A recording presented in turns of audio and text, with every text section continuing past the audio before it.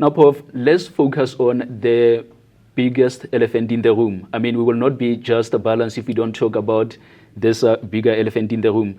How are we going to make sure that we safeguard the National Health Insurance Fund from corruption that has almost been normalized? Each and every day we hear about cases of corruption. What are we going to do differently to make sure that it is watertight?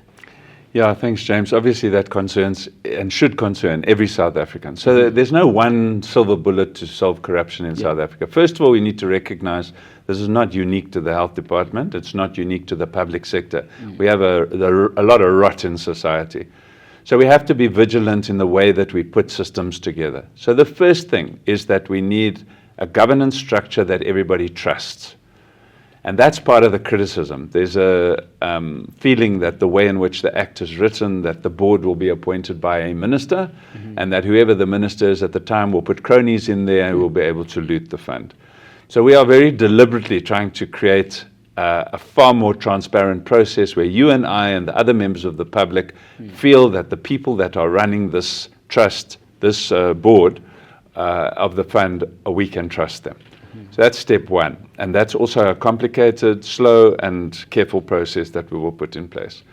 The second thing is that there seems to be a belief that if Parliament appoints the board, and I don't know how a Parliament appoints the board, whether all 400 members sign the appointment letter of the chairperson. I don't know how this is going to work, but that's how people say.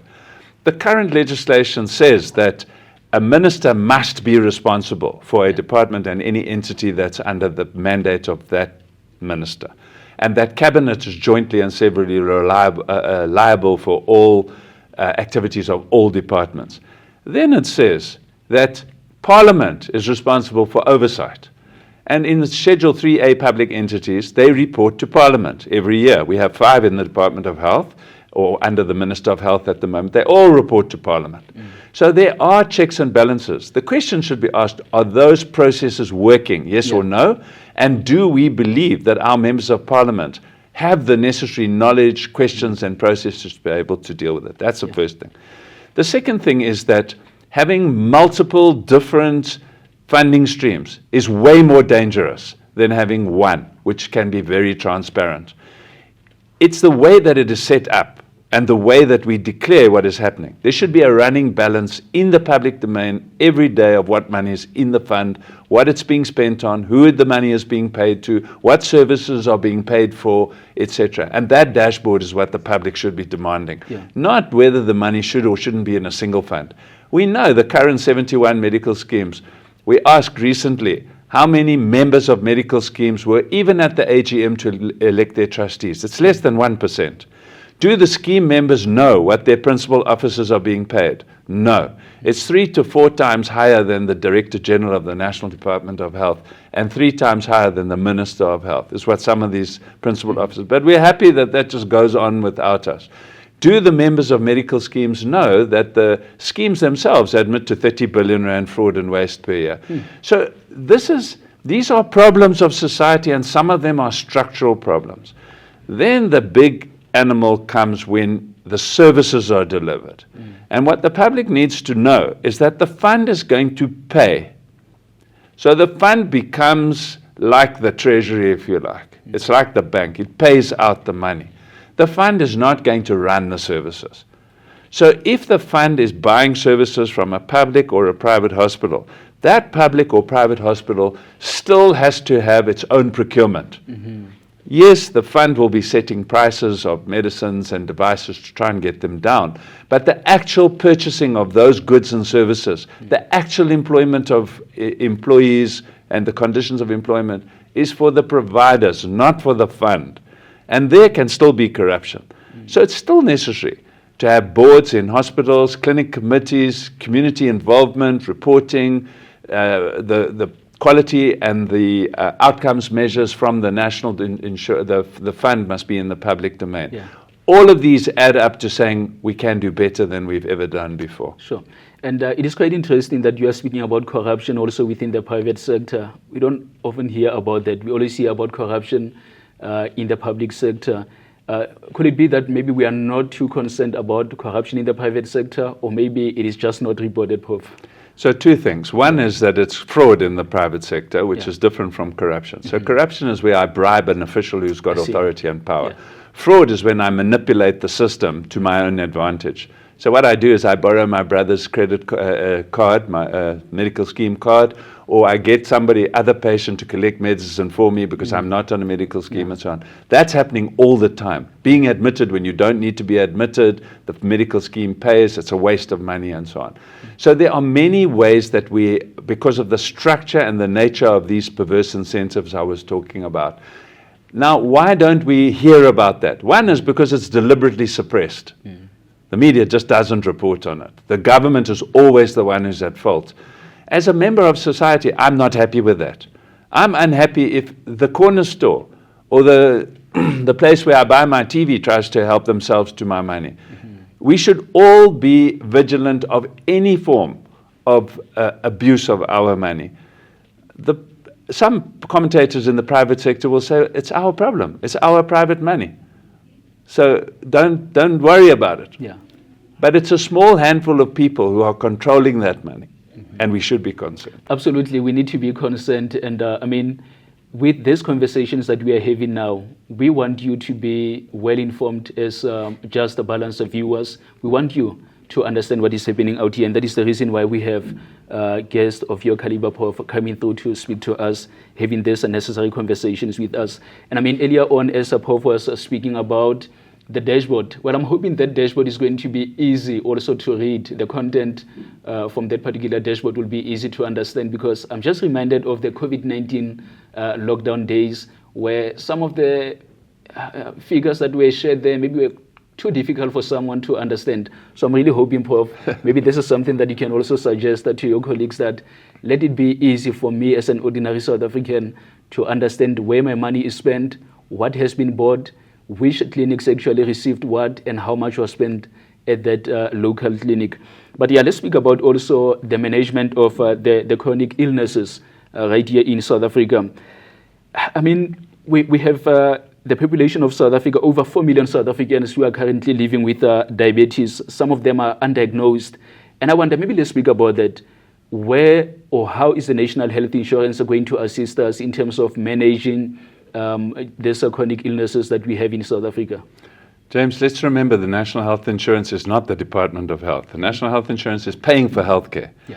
So I always tell my colleagues what drives what we are trying to do is called the golden rule. He who holds the gold makes the rules. And in healthcare, that's about strategic purchasing. So if the National Health Insurance structures both its benefits that it's going to pay for and the way it's going to pay for those benefits in a manner that encourages use of the system, prevention rather than cure, and so forth, then it becomes easy for those people who don't know that they are pre-diabetic or diabetic to come.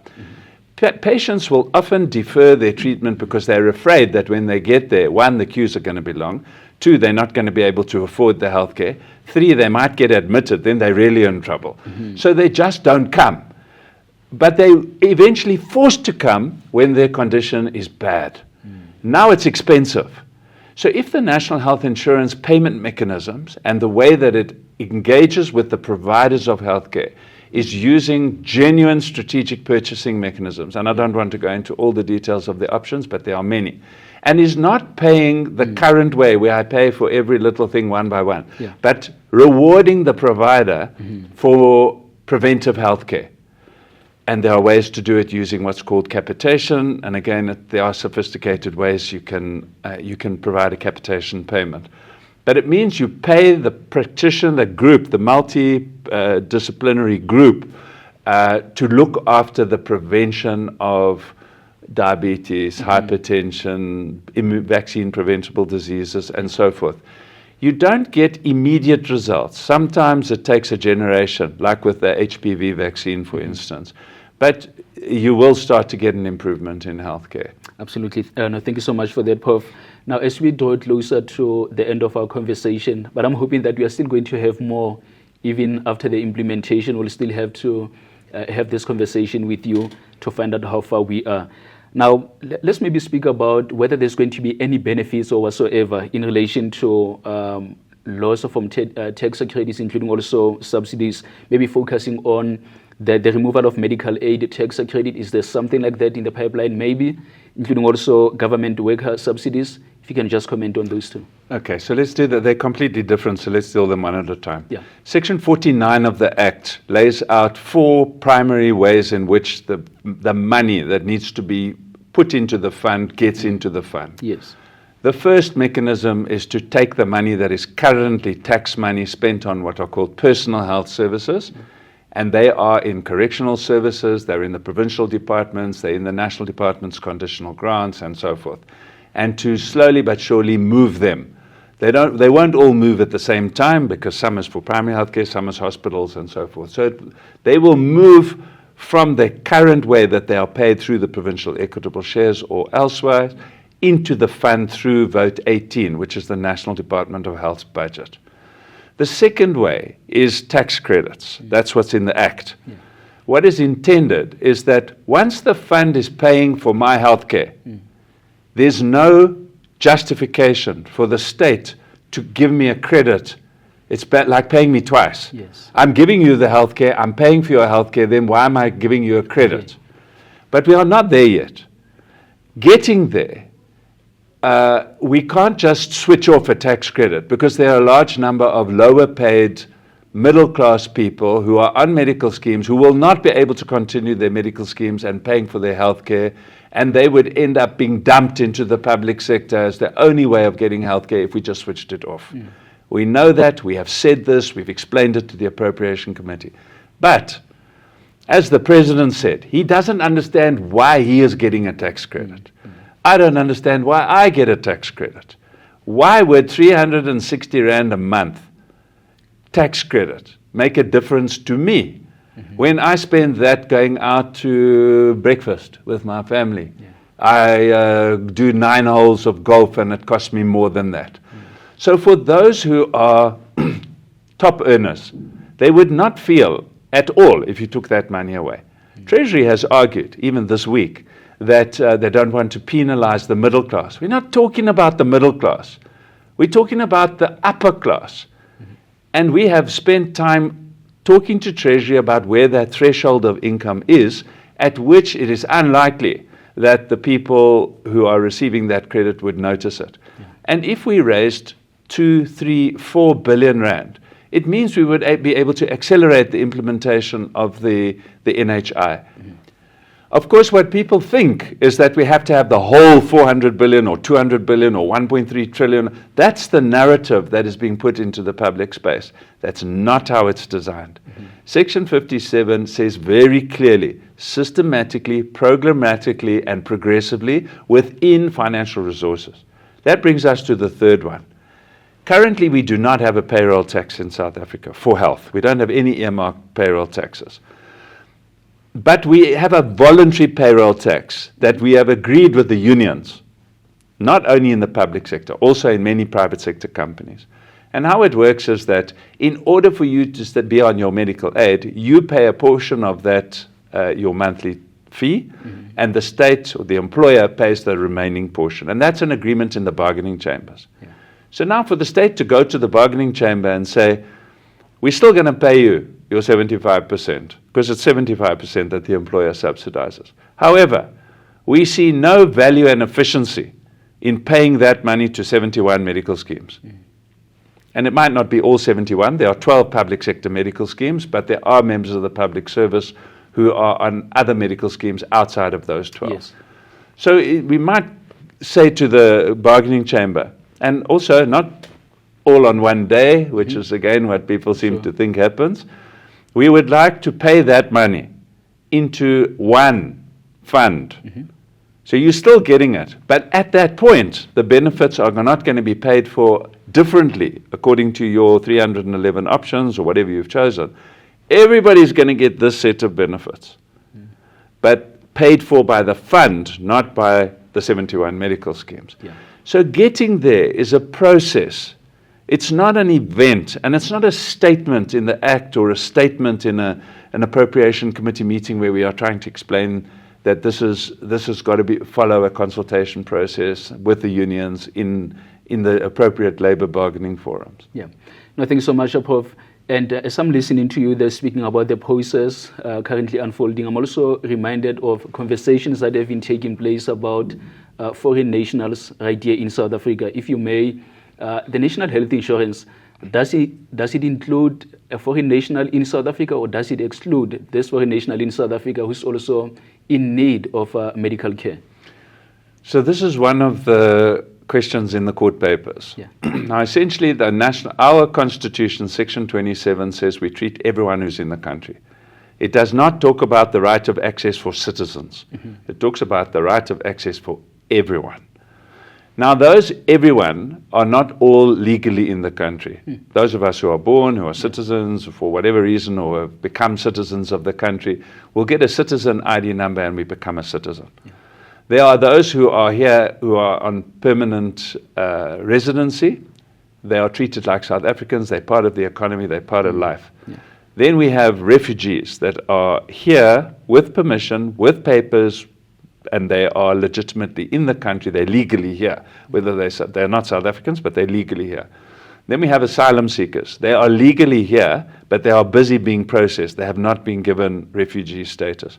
All of this is governed by laws managed by the Department of Home Affairs. Now, the question is, how do we know when somebody comes to the service? From a health perspective, you treat everyone who comes. There's no difference. But from a perspective of the law, the way the law is written, the question is, can we limit the rights of access? Can I provide less care for you than for the other one? Sure. Which is how the private system works now. If you pay more, I give you more healthcare. You pay less, I give you less healthcare. Sure. Mm-hmm. So the private system, it does exactly that. That's what we're trying to get rid of. Mm-hmm. So ideally, where we want to go, and that's part of the debate that will be argued in the courts, is that the fact that you are here, you will get healthcare and it will be paid for by the fund. Sure. No, thank you so much, Prof. And I wonder, what will you measure your success on? Perhaps when you speak about your legacy now as the National Health Insurance Fund, or Mr. NHI, as you have actually been called on different social media platforms, when you say the NHI has succeeded, what will be the measure that we are using there? So I'm called a lot of worse things than Mr. NHI, I'm aware of that. But that's bad luck to the people who don't understand equity and justice. But anyway, that's besides the point. So I would have liked to have got one step closer to a just and equitable health service. I believe that we should all have access to healthcare when we need healthcare. And that the depth of our pocket, or what we look like, or whether we are presentable, or where we live, should not be the defining factor. And if I've managed to move us one step closer to nurture the Act through Parliament, to get it signed, and to get the initial building blocks of the administration in place in these 4.5 years that I've been here, including my time in COVID, then I think I've made a good contribution.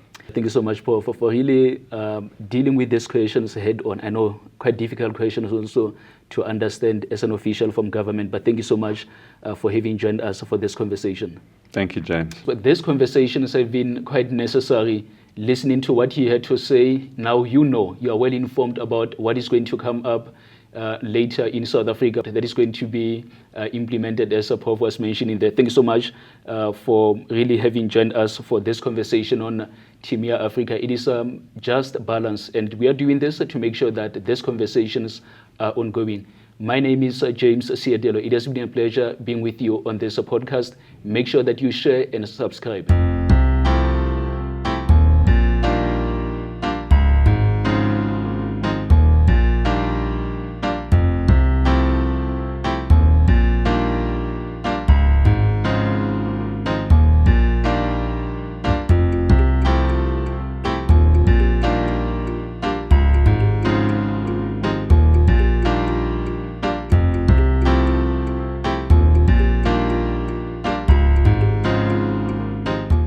Three, two, one.